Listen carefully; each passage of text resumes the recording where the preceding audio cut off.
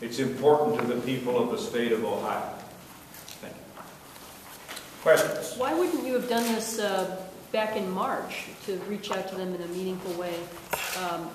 Obviously, the signs were that it was a very divisive issue that, 8,000 people on the front lawn. Well, I mean, I'm going to let the President speak to this.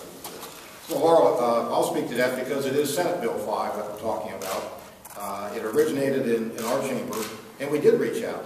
We made a concerted effort to invite people to the table, to have that constructive dialogue, because we thought there was room for compromise. But frankly, there was very little participation in that process. I think as the governor alluded in his comments, one of the entities representing the safety services basically submitted a list of items that said delete, delete, delete. They wanted to be removed from the collective bargaining reform bill. That was not a compromise. That was a different position, but they were not willing to talk about, meeting somewhere in the middle. Same way with the Ohio Education Association.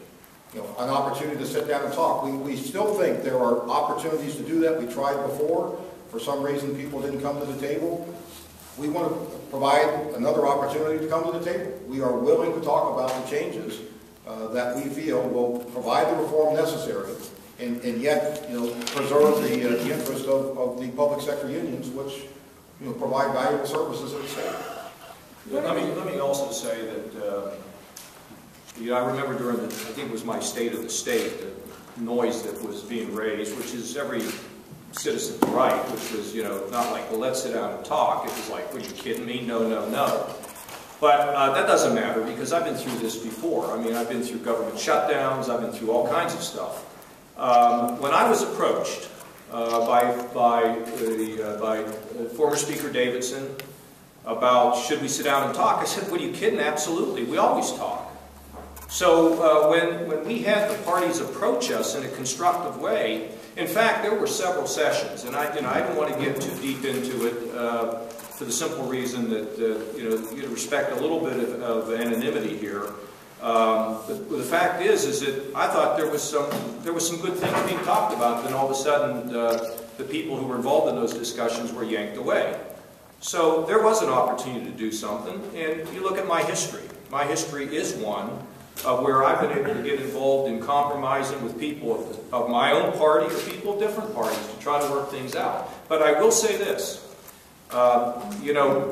what we have, the provisions we have in this bill, when people find out about it, I mean, they've been polled on it. They overwhelmingly support these provisions. They don't really understand this bill. And that's why we believe, as people find out more about it, things will turn our way. But that's political. Right now, I think it makes... Let me just say it to you this way. We are now standing here saying to people, bring your grievances to us. We will look at them.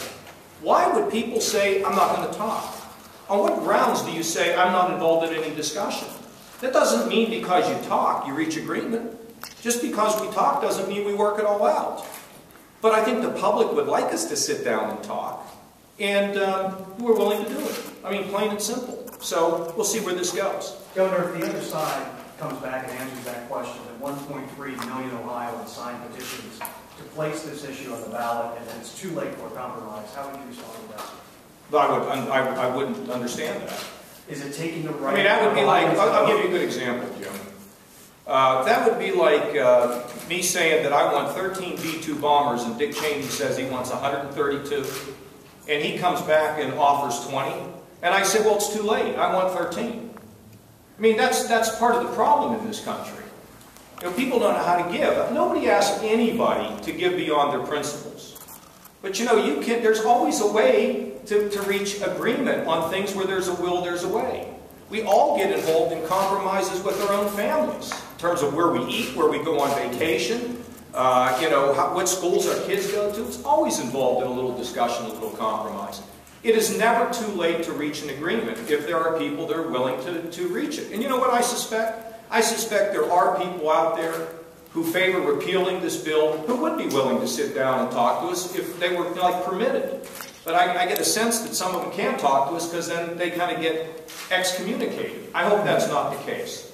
And we're asking everybody, bring your concerns. You got concerns about about any number of these items, we can talk about it. Governor. And let me also say one other thing. When we found out the police had concerns about safety equipment, there was never an amendment that I understand that was ever brought to us. I mean, what we did was we fixed it ourselves because that was a constructive deal. If somebody had come to us and say, you know, on health care, 15%, which most state employees, by the way, pay, somebody had said, you know, if you're a bus driver and you're lower income, you know, maybe we phase you in or something. That's cool. I mean, that's okay, you know. But the idea that just get rid of everything and we're not even going to talk. And let me tell you, last week I was exercising and I saw a report out of a city in Rhode Island that's going bankrupt. And the members of the union there are being denied a big chunk of their pensions. Why? Because they could not control their costs. It's never too late, Jim. It is never too late to sit down and reach agreement on tough issues. Governor, will you... Last question. Governor, the way you govern, you know, ask a question. hear what editorial boards say, and you mentioned newspaper editorial boards that suggest this. The question still becomes, I mean, why now? Why did you finally decide to publicly call for this type of... Well, Reggie, first of all, we didn't finally decide anything. As you know, as reported by the Columbus paper, there were discussions months ago, and I encouraged them. And I was pretty positive about where we were at one point in time. I mean, the documents kept changing. I had a chance to look at them. The first one was really good. The second one was not as good. And I encouraged people to keep talking. And then they shut it down. So you know what? You know, going through this summer and thinking about this, I said, we'll try one more time. No harm in saying one more time, come to the table. Now look, if they don't want to come to the table, then we'll have an election in November. That's okay. We're fine with that too. I'm just suggesting to you that, you know, let me tell you a couple things, Reggie. I had some members of the Black Caucus in my office yesterday, and one of the members said to me, you know, it's been 20 or 25 years before we got sentencing reform. Now, I put that out there as a Republican, and nobody could get that bill done. Okay, we're going to look at these felony issues, right? I mean, we're reaching out to people. And so it's not somehow, you know, opposite of my nature to say, let's talk. And I think it's fine now.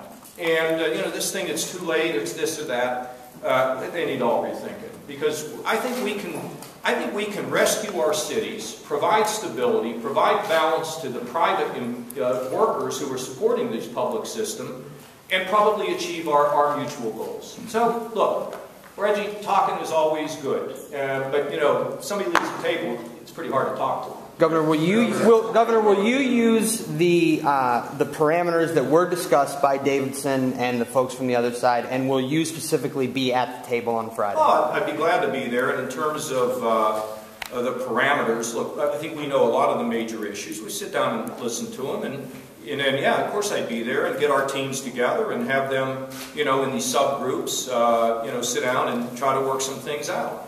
And a lot of these groups have different concerns, you know. So is there an opportunity to talk to each of these groups, you know, based on their own issues? Of course there is. But, you know, I think they made some progress there. I mean, frankly, one of the issues that came up was the issue of our lower paid public employees. If you're a bus driver, school bus driver, you don't make a lot of money. You know, is there a way to accommodate somebody like that? Yeah, of course there is. All we're trying to do, folks, in this whole bill are two things. One is we're trying to say that there ought to be a balance. The taxpayers ought to be considered in all this, okay? They should be considered. And you've all raised issues about local governments and consolidations and all these other things, and I can remember people in the campaign saying, well, it's the taxation of local governments that make us a high-tax state. Fair point. We're trying to give them the tools also to survive as cities, and frankly, to make sure that our public employees can keep working and that their pensions are sound. I hear from the speaker all the time about the dire condition of the police and the fire pensions. And that's a serious issue, people losing their pensions. I have people in my own family, my uncles, that lost retirement benefits. We're sensitive to this. So let's just see where this goes, and maybe we'll get somewhere, maybe we won't. If we don't get anywhere, see you in November. We'll see. But we'd like them to come. Thank you all.